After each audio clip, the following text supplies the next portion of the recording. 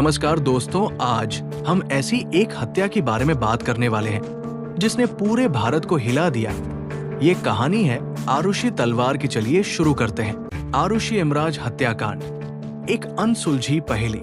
ये कहानी है भारत के सबसे उलझे हुए और सनसनीखेज मामलों में से एक की। एक ऐसी पहेली जिसे आज तक कोई पूरी तरह से सुलझा नहीं पाया है। ये कहानी है नोएडा के एक पॉश इलाके में रहने वाले तलवार परिवार की, जिनकी जिंदगी एक रात में हमेशा के लिए बदल गई। घटना की रात, तारीख थी मई के 15 से 16, 2008। नोएडा के जलवायु विहार में रहने वाले जाने माने डेंटिस्ट दंपति डॉक्टर राजेश तलवार और डॉक्टर नूपुर तलवार अपनी 14 साल की बेटी आरुषि के साथ रहते थे। उनके घर में एक घरेलू सहायक भी काम करता था जिसका नाम हेमराज था। 16 मई की सुबह जब तलवार दंपति की घरेलू सहायिका काम पर आई तो घर का दरवाजा अंदर से बंद था। काफी देर तक दरवाजा खटखटाने के बाद भी जब किसी ने नहीं खोला तो मामला गंभीर लगा।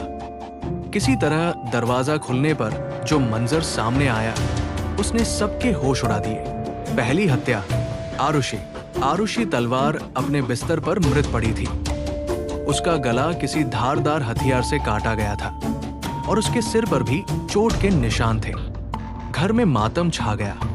पुलिस मौके पर पहुंची और पहली नजर में शक घर के नौकर हेमराज पर गया, क्योंकि वो सुबह से गायब था।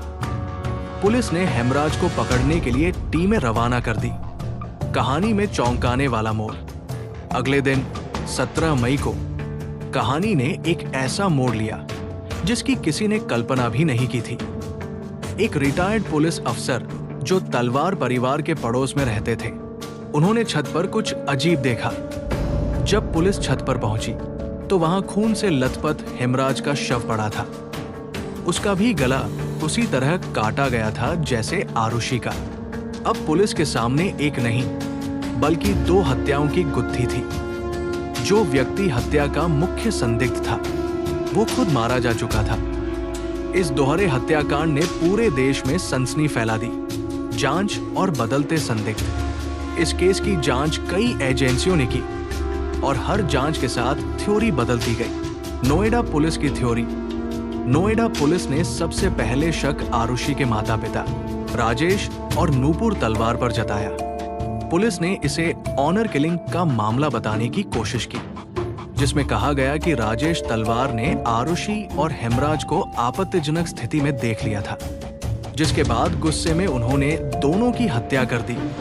इस थ्योरी के लिए पुलिस की बहुत आलोचना हुई। सीबीआई की पहली टीम। मामला सीबीआई को सौंपा गया। सीबीआई की पहली टीम ने जांच के बाद तलवार दंपति को लगभग क्लीन चिट दे दी और शक घर के नौकरों और उनके दोस्तों कृष्णा, राजकुमार और विजय मंडल पर जताया। इन तीनों का नार्को टेस्ट भी हुआ, लेकिन सीबीआई उनके खिलाफ कोई ठोस सबूत नहीं जुटा पाई और उन्हें छोड़ दिया गया।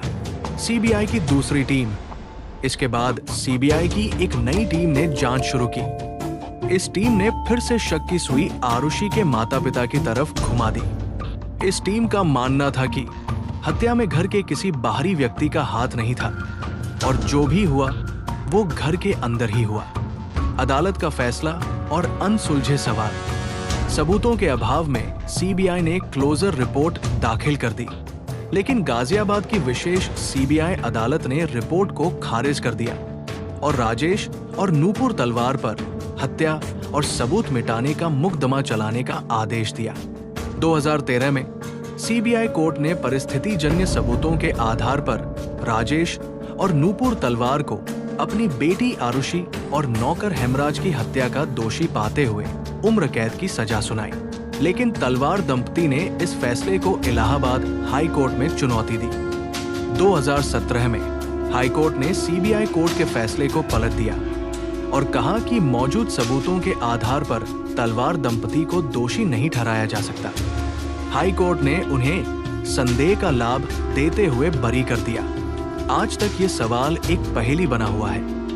अगर माता पिता कातिल नहीं थे तो आरुषि और हेमराज को किसने मारा? ये केस आज भी भारत की न्याय प्रणाली और जांच एजेंसियों पर एक बड़ा सवालिया निशान है। जिसका जवाब शायद कभी नहीं मिल पाएगा।